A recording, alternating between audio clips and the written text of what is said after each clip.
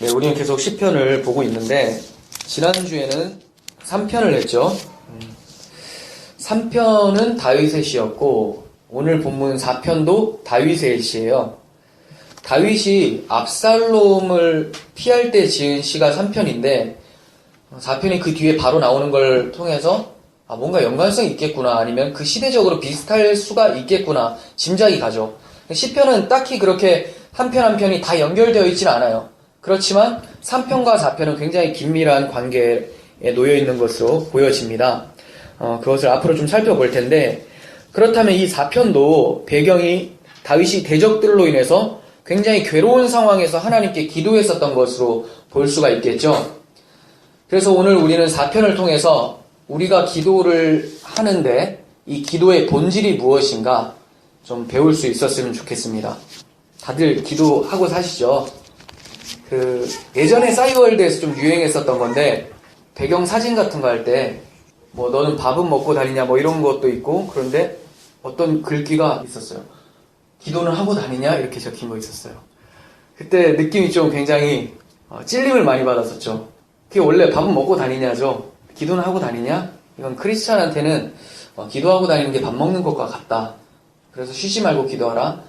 이렇게 말씀을 하고 있죠. 기도는 우리 호흡이다라고 하고 있습니다. 물론 기도 시간이 따로 떨어뜨려서 기도하는 것도 중요하고, 또 매 순간 살아갈 때 늘 하나님을 묵상하고 하나님께 기도하는 마음으로 동행하는 것이 제일 중요하겠죠. 나는 또 하나님과 늘 동행하기 때문에 작정하고 기도하는 시간을 두지 않습니다라고 하는 사람들도 있는데, 그런 사람들의 대부분은 늘 동행하진 않죠. 네. 그냥 작정하고 기도하기가 싫어서 그렇게 얘기를 하는 건데, 저도 이 기도에 대한 열정이 많이 식어져 가고 있어서 오히려 하나님께서 저에게 이 말씀을 주시기 위해서 4편을 택하신 것이라고 보여집니다. 초반에는 제가 말씀드린 적도 있었지만, 여러분들도 성령 충만할 때는 늘 기도하고 다니시잖아요. 저도 그랬었죠. 그래서 지금 생각나는 게, 이제 대학교 1학년 들어갔을 때 예대 언덕이 있어요. 올라가는데 쉬지 말고 기도하라고 하니까 정말 쉬지 않고 기도하려고 올라가는 한 걸음마다 하나님, 그런데 저는 계속 생활이 안 되는 거예요. 누굴 만나도 친구들하고 얘기하다 보면 기도가 끊어지죠. 아차, 기도해야 되는데 하면서 얘하고 얘기하는데 기도를 하고 있는 거죠. 그럼 집중이 안 되겠죠. 이 친구는 도대체 내가 무슨 말을 하는지 헷갈려하고, 저는 지금 얘하고 대화를 하고 있는 건지 하나님과 대화를 하고 있는 건지 헷갈려 할 정도로 무식하죠. 무식하지만 순수했죠. 네, 그 순수함이 50% 정도만 남아도 굉장히 우리가 신앙이 뜨겁고 열정적일 텐데, 그렇게 유지하기가 쉽지가 않는 것 같습니다. 성경을 공부하면 공부할수록 우리는 더 겸손해지고 하나님을 더 찾아야 되는데, 오히려 그렇지 않고 성경을 연구한 지식이 마치 나의 신앙인 것처럼 기도를 대처할 때가 참 많다는 거예요. 그래서 오늘 4편을 통해서 다윗이 어떨 때 기도를 했고 이 기도의 본질이 무엇인가를 좀 살펴보면서 더욱더 우리도 기도하기에 힘쓰고 기도의 제목이나 또 기도의 능력이 무엇인지를 알아갔으면 좋겠습니다. 4편의 구조는 어렵지가 않습니다. 저는 이렇게 나눠봤는데, 1절에서 하나님께 기도하는 내용이 나와요. 그리고 2절, 5절은 인생들아라고 하면서 외부 사람들에게 이렇게 얘기하는 부분이 나오는 거죠. 그리고 또 다시 마지막 부분 6절에서 8절까지는 다시 하나님께 기도하는 내용이 나와요. 그러니까 자연스럽게 연결하려면 딱 좋은 게 2절하고 5절을 딱 빼버리면 딱 좋거든요. 여러분들께서도 이거 보시면서 1절 딱 보시고 6절 한번 보세요. 나의 기도를 들으소서. 여러 사람의 말이 우리에게 선을 보일 자. 바로 하나님께 기도하는 내용이 나오죠. 그런데 중간에 인생들아 하면서 이 사람들을 책망하는 내용들이 나온다라는 거죠. 왜 그럴까? 네, 살펴보면서 알아볼 텐데, 먼저 1절을 보시면 다윗이 하나님께 기도를 합니다. 그런데 다윗이 하나님을 뭐라고 부르냐면 내 의의 하나님, 이렇게 부르고 있죠. 내 의의 하나님. 우리는 기도할 때 하나님에 대해서 굉장히 여러 가지 호칭을 쓰죠. 전능하신 하나님, 사랑이 많으신 하나님, 능력이 있으신 하나님, 나를 굽어 살펴보시는 하나님, 영원하신 하나님, 막 수식어는 다 써요. 그 내용을 알지 못하고 그냥 쓰죠. 일단 권사님들이 많이 쓰니까, 기도의 용사들이 많이 쓰시니까 우리들도 일단 씁니다. 그리고 그 기도한 하나님에 대한 호칭에 대해서는 깊게 생각하지 않고 말을 할 때가 많아요.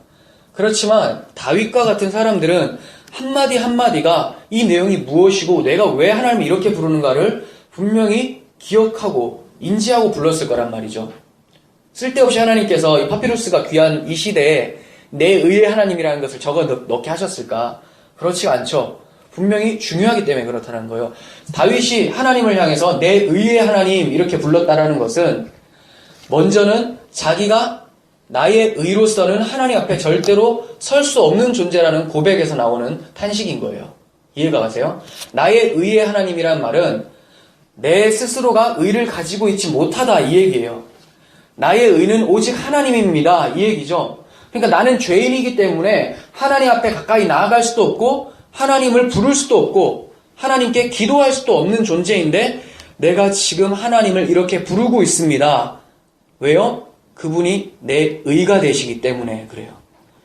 그래서 내가 하나님 앞에 기도하고 하나님 앞에 나아간다라는 것은 하나님의 의가 나에게 들어왔기 때문에 그 의를 의지하고 하나님 앞에 나아갑니다. 이런 뜻이죠. 그러니까 우리가 처음에 기도하겠습니다 하고 하나님 감사합니다. 먼저 이렇게 얘기하는 것은 감사할 제목들이 참 많은 거죠. 감사합니다라고 말하고 무슨 얘기를 합니까? 저희가 어떻게 하나님 앞에 눈 감고 기도할 수 있게 되었습니까? 이런 거. 아니면 감사합니다. 죽을 수밖에 없는 죄인을 하나님 자녀 삼아 주시다니 이런 내용이 나오죠. 감사의 제목들이 나오죠. 다윗이 내 의의 하나님이라고 했던 것은 바로 이런 내용이에요. 나는 하나님 앞에 아무것도 아니지만 하나님의 은혜를 통하여서 하나님 앞에 담대하게 나아갑니다. 이런 뜻이죠. 다윗은 지금 압살롬의 반역을 통해서 도망하고 있는 시점에서 이 시를 쓰고 있습니다. 그러니까 자기가 이렇게 고난당하는 이 환경이 나의 죄로 인함이라는 것을 인식하고 있는 사람이라는 거예요. 왜 하나님이 나를 이러한 고난 가운데 처하게 해놓으셨느냐? 맞아. 내가 밧세바를 범하고 그의 남편 우리아를 죽였기 때문이구나. 내가 하나님에게 회초리를 맞고 있구나. 이것을 알고 있어요. 그러니까 다윗은 이 징벌을 통해서 고난 가운데에도 하나님께 기도할 수 있음을 통해서 칭의 교리를 배우게 되는 거예요. 이해가 가세요? 자기가 죄인이기 때문에 밧세바를 간음하고 우리아를 죽였기 때문에 하나님 앞에 나아갈 수 없는 죄인임이 분명한데 내가 하나님 앞에 나아갈 수 있는 것은 나의 의가 되시는 하나님 때문입니다 라고 고백하고 있는 거죠. 우리는 모든 성도들은 하나님께 기도할 때는 먼저 나의 죄됨을 인정하고 하나님의 의가 나에게 들어왔기 때문에 즉 예수 그리스도의 십자가를 통하여서 하나님 앞에 아버지라고 부를 수 있는 자가 되었다는 것을 감사하는 기도 제목이 가장 먼저여야 되겠죠. 이렇게 다윗은 칭의 교리를 깨닫게 되었고 우리는 경건하지 않은 자를 의롭게 하시는 하나님의 은혜를 깨닫게 되며 감사할 수 있게 된 거예요. 시편 32편 1절에서는 다윗이 이렇게 얘기를 합니다. 허물의 사함을 받고 자신의 죄가 가려진 자는 복이 있도다. 비록 나 자신은 불의하기 때문에 하나님 앞에 설 수 없는 존재지만 하나님의 의가 나에게 주어졌기 때문에 하나님을 부를 수 있고 하나님은 내게 응답하신다라는 소망을 가지고 기도하게 되는 거죠. 이 칭의 교리가 우리 그리스도인들에게는 소망이 되는 겁니다. 또한 내가 부를 때에 응답하소서 이렇게 하나님의 응답을 간절히 바라고 있는데 그 이유가 뭘까요? 내가 부를 때 하나님 응답해 주세요. 응답을 굉장히 기대하고 있어요. 이것은 다윗이 이전에 한번 응답받았던 기억이 있다라는 거예요. 본인이 응답의 기쁨을 맛보지 못했으면 다시 한번 그 응답을 기다리기가 어렵죠. 왜냐하면 응답을 받아본 적이 없는 사람은 하나님 앞에 기도하고 응답을 기다리기가 쉽지가 않아요. 그분이 응답해 주실 분이라는 확신도 없을 뿐더러 그 응답이 주는 유익에 대해서 알 수가 없으니까.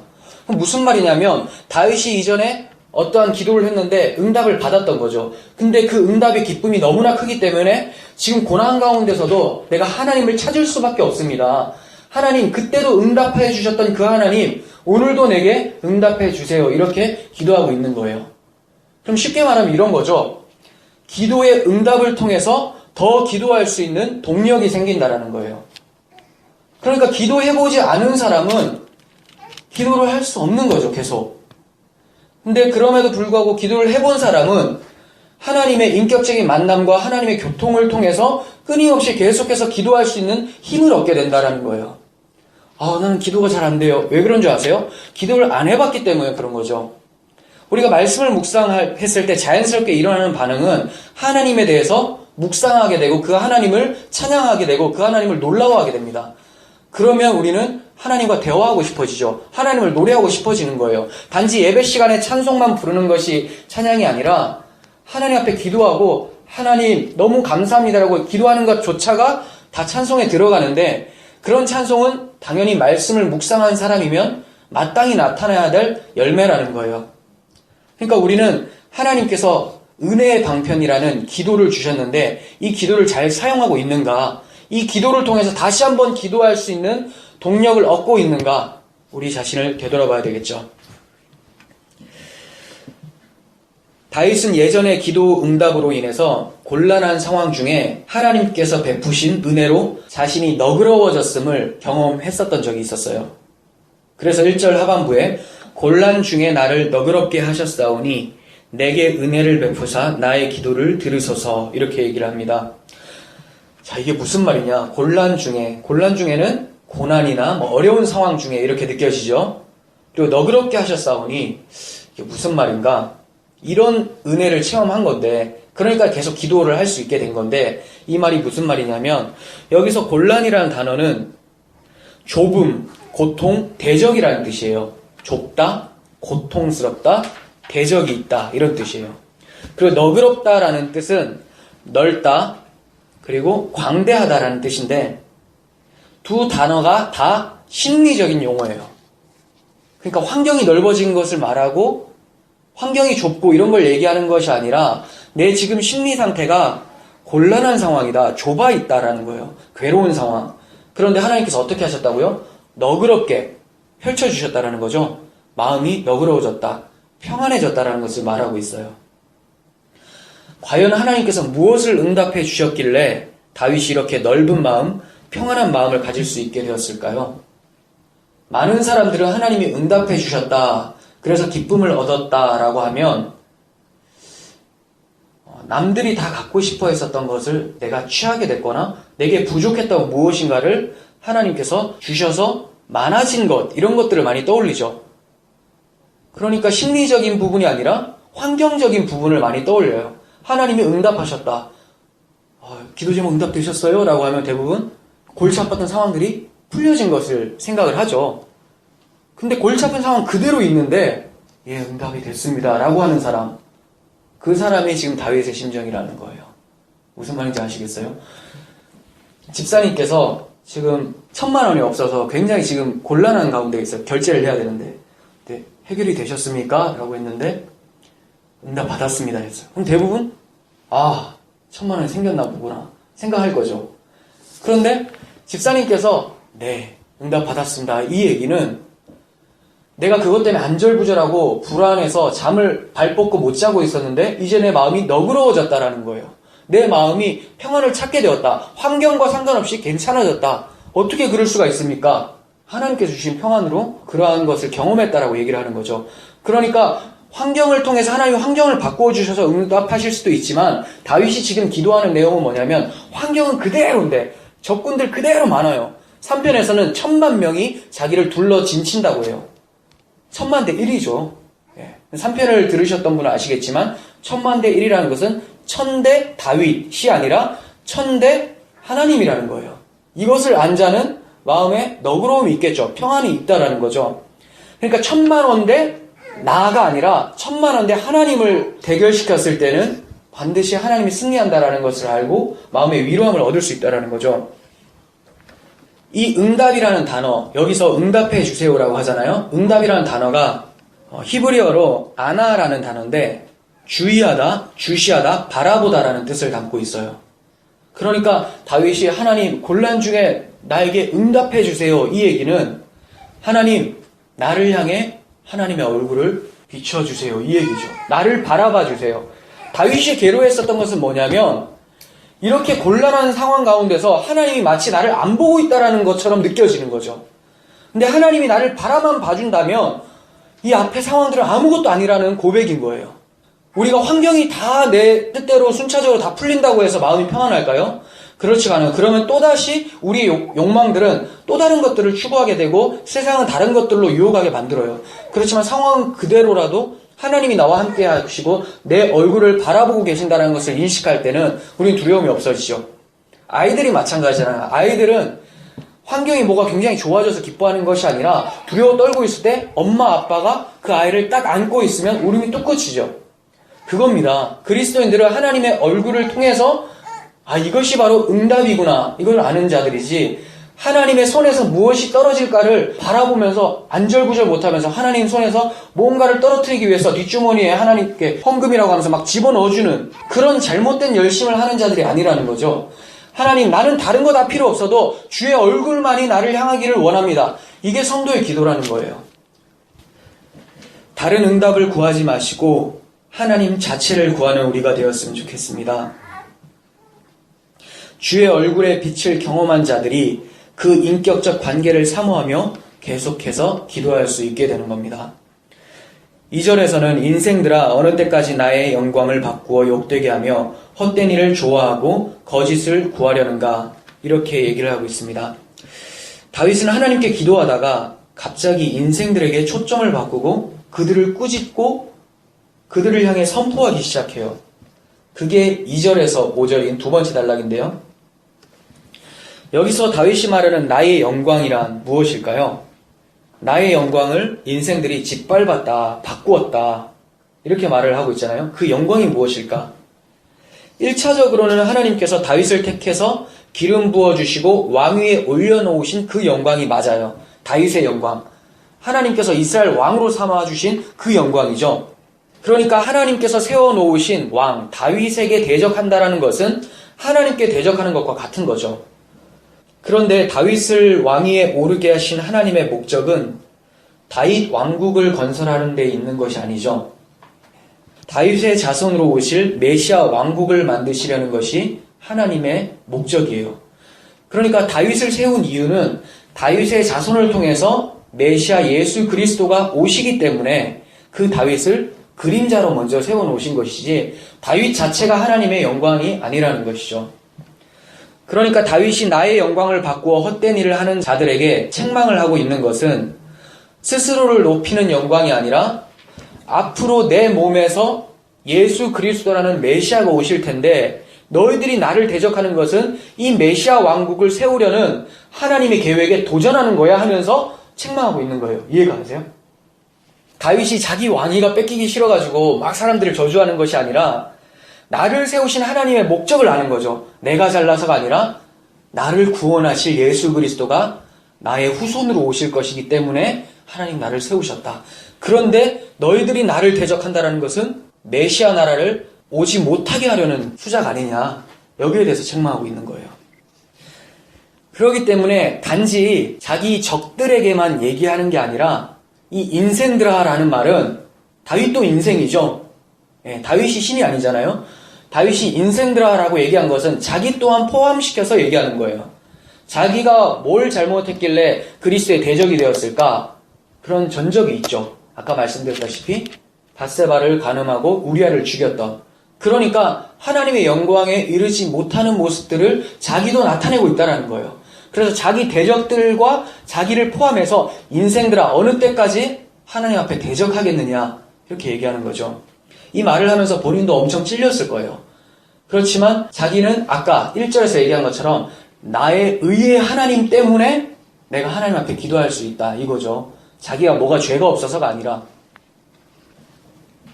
이렇게 다윗은 자기를 포함해서 많은 사람들이 그리스도의 영광을 대적하고 있는 모습이라고 지적하면서 회개의 마음을 가지고 이렇게 고백을 하고 있습니다. 이런 맥락에서 다윗이 3절 상반부에 여호와께서 자기를 위하여 경건한 자를 택하신 줄을 너희가 알지어다 라고 한 말은 자신이 아닌 그리스도를 염두하고 말하는 것임을 알게 되죠. 여호와께서 자기를 위하여 경건한 자를 택하셨다. 물론 하나님은 다윗을 택하셨어요. 하지만 다윗 왕국이라는 그림자를 통해서 메시아 왕국의 실체를 드러내기 위해서 다윗을 택하신 거죠. 하나님께서 다윗을 택하시고 이 친구는 나를 위해서 택하였다라고 말씀하시지 않죠. 왜냐하면 사람은 하나님을 위해서 뭔가를 해드릴 수 있는 존재가 아니기 때문이에요. 근데 다윗을 세워놓으신 목적이 뭐냐? 다윗을 통하여서 하나님의 아들이 오시기 때문에. 그래서 하나님께서는 거기까지 보시고 말씀하시는 거죠. 나를 위해서 내가 다윗을 세웠다. 이 얘기는 나를 위해서 다윗으로부터 메시아가 올 것을 나는 택했다. 이것을 얘기하고 있어요. 복잡하죠? 시편, 특히 시편이 좀 골치 아픈 게 뭐냐면 다윗이 고백을 해요. 근데 다윗은 1차적으로는 자기 얘기를 해요. 그런데 자기임과 동시에 예수 그리스도의 그림자로 등장하는 자예요. 그렇기 때문에 이중적 해석이 필요하다는 거죠. 그리고 여기서 끝나는 것이 아니라 이 그리스도로 귀결이 되어지면 이제 이 그리스도와 연합된 교회는 그럼 어떠해야 하는가, 여기까지 가야 되는 거죠. 그러니까 다윗의 기도는 예수 그리스도를 얘기하고 있었지만 동시에 다윗의 기도는 나의 기도가 되는 거죠. 계속 들어보세요. 헷갈리시면. 네. 하나님께서는 이렇게 다윗을 택하신 이유는 예수님을 세우기 위해서 택하셨다라고 말씀을 하고 계시는데, 마치 아브라함에게 약속의 아들로 이삭을 주신 것과 같아요. 하나님께서는 이삭을 통해서 예수 그리스도를 보여주기를 원하셨어요. 번제할 양이 어디 있습니까? 라고 아버지 아브라함한테 이삭이 묻습니다. 그때 아브라함이 아들아, 번제할 어린 양은 하나님이 자기를 위하여 친히 준비하시리라, 이렇게 말을 했었죠. 이것과 같은 거예요. 하나님이 자기를 위해서 이삭을 준비했겠습니까? 아니죠. 아브라함이 이삭을 번제로 드리면서 죽이려고 할 때 하나님께서 멈춰라고 해요. 그리고 아브라함 말대로 하나님이 자기를 위하여 친히 준비하셨던 것을 발견해요. 그게 바로 흠없는 어린 양이었죠. 하나님께서는 어린 양을 예비하셨어요. 창세기 22장 13절을 보십시오. 아브라함이 눈을 들어 살펴본즉 한 순양이 뒤에 있는데 뿔이 수풀에 걸려 있는지라 아브라함이 가서 그 순양을 가져다가 아들을 대신하여 번제로 드렸더라. 그러니까 이삭이 하나님을 위해서 세워진 게 아니죠. 어린 양이 세워졌습니다. 아브라함이 그 땅 이름을 여호와 이레라 하였으므로 오늘까지 사람들이 이르기를 여호와의 산에서 준비되리라 하더라. 아멘. 하나님께서 준비하셨다라고 합니다. 하나님의 산에서 하나님이 준비하셨다. 무엇을요? 자기를 위해서 준비하신 제물이 있대요. 그것은 이삭도 아니었어요. 이삭 대신에 무엇이 준비되었습니까? 하나님이 준비한 어린 양. 그 어린 양을 세례 요한은 뭐라고 얘기합니까? 보라, 세상 죄를 지고 가는 하나님의 어린 양이로다 하면서 예수 그리스도이심을 말씀을 했었어요. 우리 주님이 십자가에서 우리 죄를 가지고 죽으신 그 산이 바로 예루살렘 산인데 그 산이 모리아 산이었던 거예요. 같은 산이에요. 예루살렘 산, 모리아 산.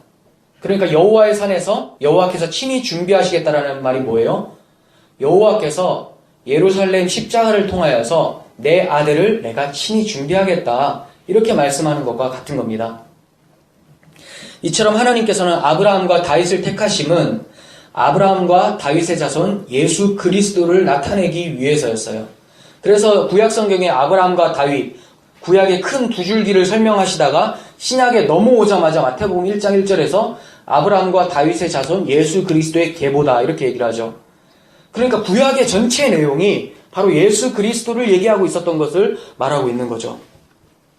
이렇게 아브라함과 다윗은 예수 그리스도를 나타내기 위한 존재였어요. 그러다 보니까 이 아브라함과 다윗은 공통점도 있습니다. 아브라함과 다윗이 증거했었던 말씀 중에 공통점을 한번 찾아보겠습니다.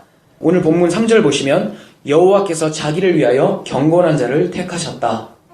그리고 창세기 22장 8절에서 번제할 양은 하나님이 자기를 위하여 친히 준비하시리라 라고 했었던 그 말씀에서 나타나죠. 자기를 위하여 준비하신다고 합니다. 아브라함이나 다윗을 위해서 준비하시는 것이 아니에요. 구약의 이스라엘 백성들을 위해서 준비하신 것이 아니라 하나님이 예수 그리스도를 준비하신 이유가 뭐냐? 자기를 위해서, 하나님 자기를 위해서라는 거예요. 하나님의 구원 계획에는 자기를 위하여라는 하나님의 이름과 하나님의 영광이 달려있는 문제이죠. 다윗은 시편 23편 3절에서도 내 영혼을 소생시키시고 자기 이름을 위하여 의의 길로 인도하신도다, 이렇게 고백을 했었어요. 그렇습니다. 성도는 자기 이름이 아닌 하나님의 이름을 위해서 사는 자들이에요. 하나님이 자기 이름을 위해서 택하신 그리스도를 찬양함으로 영광을 돌리는 자들이 바로 성도들이라는 거예요. 여러분들이 내가 하나님의 영광을 위해서 무언가를 해보겠습니다 라고 해서 영광이 돌려지는 게 아니라는 겁니다. 여러분들이 유일하게 하나님께 영광 돌릴 수 있는 근거가 뭐냐? 예수 그리스도라는 거예요. 아까 말씀하셨죠, 하나님께서. 하나님이 자기를 위해서 예수를 택하셨다는 말이죠. 그러니까 하나님은 예수 그리스도로만 영광 받으신다는 거예요. 그 말은 우리가 아무 때나 살아도 이제 상관없다가 아니라 여러분들이 예수님의 십자가로 인해서 그분과 연합해서 그리스도의 몸이 되었다면 여러분들이 이제 예수 그리스도다운 삶을 살게 된다는 거죠. 그리고 예수 그리스도 안에서 그분을 찬양함으로 하나님은 예수 그리스도로 여러분들을 보신다라는 거예요. 그러니까 당연히 여러분들을 통해서도 영광을 받으시는 거죠. 이렇게 다윗을 대적함이 하나님을 대적하는 것이기에 4절에서 너희는 떨며 범죄하지 말지어다. 자리에 누워 심중에 말하고 잠잠할지어다. 이렇게 말하고 있는 겁니다. 누구에게 하는 말입니까? 인생들, 자신을 포함한 모든 인생들에게 하는 말이죠. 4편의 이러한 고백은 우리가 2편을 살펴봤지만 2편과 굉장히 유사한 점이 있습니다. 4편 2절에서 오늘 본문 2절에서 인생들이 나의 영광을 바꾸어 욕되게 한다라고 하는데 2편에서는 2절에서 여호와와 그 기름 부음 받은 자를 대적한다 이렇게 얘기를 해요. 표현만 다르지 내용이 똑같죠. 그래서 2편에서는 어찌하여 이방 나라들이 분노하며 민족들이 헛된 일을 꾸미는가 이렇게 얘기를 하고 있는 반면에 오늘 본문 4편에서는 헛된 일을 좋아하고 거짓을 구하려는가 이렇게 얘기를 하고 있어요. 똑같이 반복이 되죠. 그런데 이러한 자들에게 복음의 초청을 하고 있는데 4편 5절에서 의의 제사를 드리고 여호와를 의지할지어다 이렇게 얘기를 해요. 의의 제사가 뭘까요? 의. 여러분들의 의는 예수 그리스도죠. 하나님의 의잖아요. 나의 의가 되신 예수 그리스도. 그러니까 예수 그리스도를 고백함으로 여호와를 의지할지어다 이렇게 얘기하고 있어요. 대적하는 자들에게 다시 복음의 초청을 하고 있는 거죠. 너희들 내가 이렇게 호통은 쳤지만 다시 한번 기회를 줄게. 나도 예수 그리스도로 인해서 구원함을 받은 이 기쁨을 너희들도 느꼈으면 좋겠다 하면서 복음의 초청을 하고 있어요. 의의 제사를 드리고 여호와를 의지할지어다. 그런데 이러한 복음의 초청을 2편 12절에서는 그의 아들에게 입맞추라. 여호와께 피하는 모든 사람은 다 복이 있도다. 이렇게 얘기를 하고 있어요. 같은 내용이죠. 표현은 다른데 그의 아들에게 입맞추라. 예수 그리스도를 영접하라는 거예요. 그리고 여호와께 피하는 모든 사람들은 복이 있다. 같은 거죠. 여호와를 의지할지어다. 같은 내용이죠. 계속해서 6절에서 8절은 다시 하나님께로 초점을 맞추고 기도를 하고 있는 다윗의 모습을 보게 됩니다. 그 기도의 중심점은 6절에서 주의 얼굴을 들어 우리에게 비추소서라고 하는 간구에 있습니다. 그런데 이 간구는 처음 나온 것이 아니라 두 번째 등장하는 거예요. 첫 번째 어디 있었어요? 첫 번째 1절에서 주의 응답을 기다리죠. 그 응답이 뭐였습니까? 주님 나를 바라봐 주세요 였잖아요. 다시 한번 강조하고 있는 거예요. 다윗은 그 초점이 벗어나지 않고 끊임없이 주의 얼굴을 간절히 바라고 있습니다. 그런데 1절에서 기도를 시작할 때에는 나의 기도가 응답해 달라고 하면서 하나님과 나의 1대1 관계를 지금 얘기를 하고 있잖아요. 나의 기도, 내게 응답해 주세요. 이렇게 하고 있는데 후반부에 와서 6절에서는 주의 얼굴을 들어 우리에게 비추소서 이렇게 얘기하고 있죠. 1대 다수가 돼버린 거예요. 왜 이럴까요? 아까 말씀드렸다시피 처음에는 다윗은 하나님과 1대1 관계 속에서 자기의 기도를 들어달라고 했었는데 하나님 나를 향해 얼굴을 봐주세요라고 했는데 후반부에 중간에 뭐가 있었습니까? 후반부로 가기 전에 중간에 인생들하고 씨름하는 내용들이 있었죠. 너희들 이제 그만 대적하고 내가 하나님의 얼굴을 구하는 것처럼 너희들도 함께 하나님의 얼굴을 구하자라는 복음의 초청이 있고 나서 하는 기도이기 때문에 여기에 다수가 들어가는 거예요. 복수가 쓰여지는 거죠. 그러니까 이런 겁니다. 정리하자면 자신의 고난으로 인해서 시작된 기도가 이제 함께 주의 은혜를 바라며 주님께로 나아가자 이런 구호와 같은 거죠. 6절에서 인생들이 우리에게 선을 보일 자가 누구뇨 하면서 구원자를 찾고 있는 모습을 보게 됩니다. 선을 보일 자가 누구냐? 이 선이라는 것은 하나님의 구원에 대한 내용이에요. 선. 우리가 말할 때 어떤 착한 행동 이런 것들을 선이라고 하는 것이 아니라 이 성경에서는 선하시다라는 것은 하나님의 속성을 가진 보시기에 좋았더라라고 했었던 그 토부 개념이거든요. 선. 그럼 우리에게 하나님 보시기에 좋게 만들어주실 분은 누구시냐 이건데 이걸 누가복음 2장 38절에서 이렇게 얘기를 합니다. 예루살렘의 속량을 바라는 모든 사람에게 그에 대하여 말하니라. 이게 무슨 말이냐면 인생들이 우리에게 구원을 가져다 줄 자가 누구냐라고 얘기한 것처럼 누가복음에서도 예루살렘의 속량을 바라는 모든 사람들에게 누구에 대해서 얘기해 준다고요? 예수님에 대해서, 그에 대해서 말하겠다 이렇게 얘기하는 거죠. 이들은 자신들에게 선을 보일 자를 기다리고 있었던 거예요. 또한 여호와여 주의 얼굴을 들어 우리에게 비추소서 하는 고백의 의미는 앞서 잠시 말씀드렸다시피 모든 인류, 즉 죄인들이 마땅히 구해야 할 본질적인 간구예요. 왜냐하면 우리는 우리 죄 때문에 하나님과의 사이가 멀어졌다는 것을 알아야 되는 거죠. 그러면 가장 시급한 게 뭐겠어요? 하나님과의 관계가 회복되어지고 하나님의 얼굴이 다시 나를 바라보는 것, 그거겠죠? 우리 죄인들이 구해야 될 마땅한 본질적인 기도는 바로 이런 것입니다. 주님의 얼굴을 내게 비춰주시옵소서. 이사야 59장 2절 보겠습니다. 오직 너희 죄악이 너희와 너희 하나님 사이를 갈라놓았고 너희 죄가 그의 얼굴을 가리어서 너희에게서 듣지 않으시게 함이니라. 이렇게 말씀하고 있죠. 그래서 다윗도 자신의 죄를 깨닫고 시편 51편에서 여러분들 잘 아는 찬송인데 나를 주 앞에서 쫓아내지 마시고 주의 성령을 내게 거두지 마옵소서. 주의 구원의 즐거움을 내게 회복시켜 주시고 자원하는 심령을 주사 나를 붙드소서. 이렇게 하나님 관계 회복을 간구하고 있는 거예요. 우리가 기도할 때 간절히 구해야 될 것은 이거 하나죠. 하나님의 임재. 주님과 늘 함께 동행할 수 있는 능력을 허락해 주세요. 하나님 나를 바라보시고 하나님은 나를 바라봐 주시는데 내가 하나님을 왜 다른 것들을 바라보지 않게 도와주세요. 이런 거죠. 솔직히 다윗이 하나님 주의 얼굴을 내게 비추소서라고 했을 때 주님이 안 비춘 거겠습니까? 다윗이 안 본 거죠. 뭐 그런 거 있잖아요. 하나님 내가 힘들 때 내가 고난당할 때 당신은 어디 계십니까? 예전에 설명한 것 같은데 그죠? 내가 힘들 때 하나님 어디 계십니까? 하나님 어디 계시겠어요? 온 천하에 다 계시죠. 하나님은 도리어 우리에게 묻죠. 아담아 네가 어디 있느냐? 우리가 하나님을 두려워해서 동산나무 사이로 숨어버린 케이스인데 마치 그걸 하나님께서 얼굴을 가리웠다라고 생각할 수가 있다는 거예요. 그러니까 우리는 하나님 앞에 하나님 얼굴을 왜 안 보여주십니까? 떼쓰기 전에 하나님은 항상 나를 바라봐 주시는데 내가 그 하나님의 얼굴을 느끼지를 못하고 있는 존재입니다. 주여 용서해 주시고 다시 한번 하나님의 은혜를 구합니다. 이렇게 기도하는 것이 바람직한 기도겠죠. 이렇게 우리에게 가장 필요한 것은 주님과의 관계가 회복되어지는 겁니다. 모든 사람들은 죄 아래서 출발하기 때문에 거룩하신 하나님과 분리되어서 시작이 됩니다. 그것을 구약시대에는 성소 휘장이 하나님과 사람을 갈라놓는 것으로 설명을 하고 있어요. 하지만 그 성소 휘장은 예수 그리스도의 십자가에서 찢겨지죠. 하나님께서는 출애굽 당시의 제사장들에게 이렇게 백성들을 축복하라라고 말씀하셨습니다.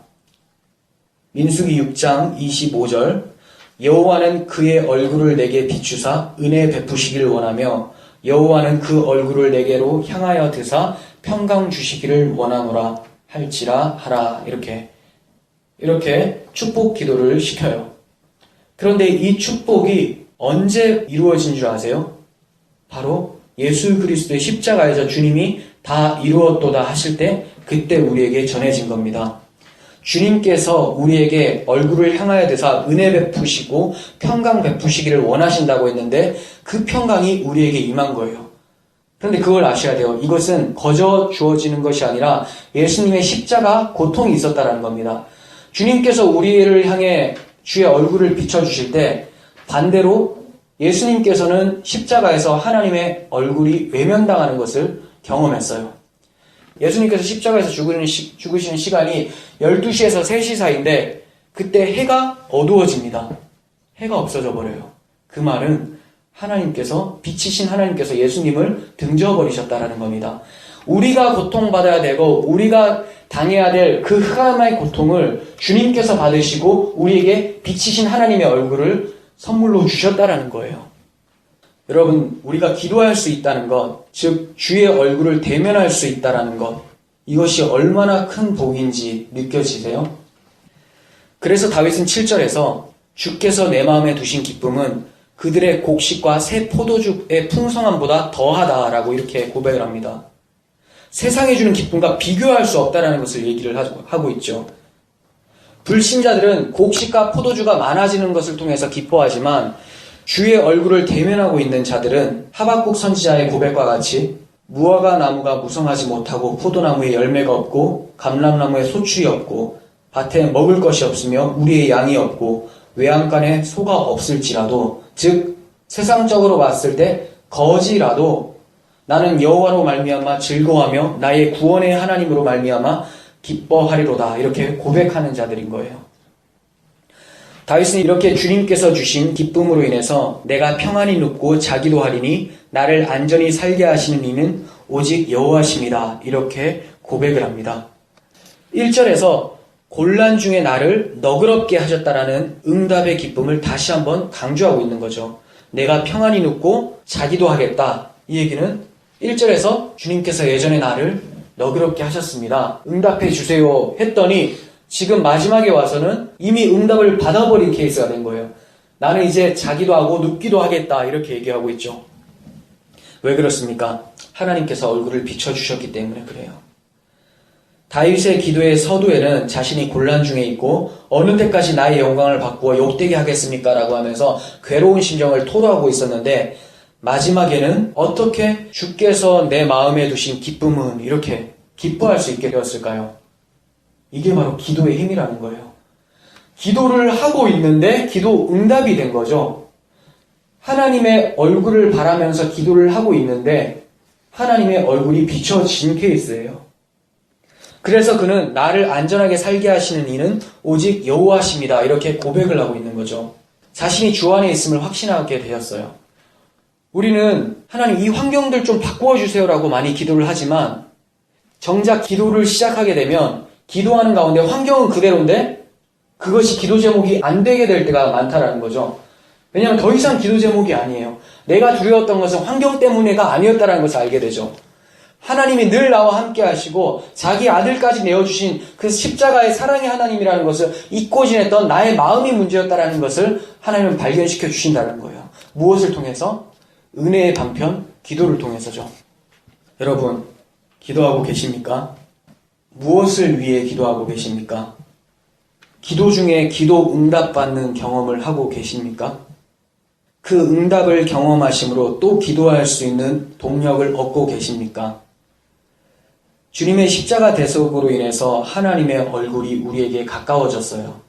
이제 우리는 기도라는 은혜의 방편을 통해서 그 가까워진 하나님의 얼굴을 날마다 바라볼 수 있는 자가 된 거예요.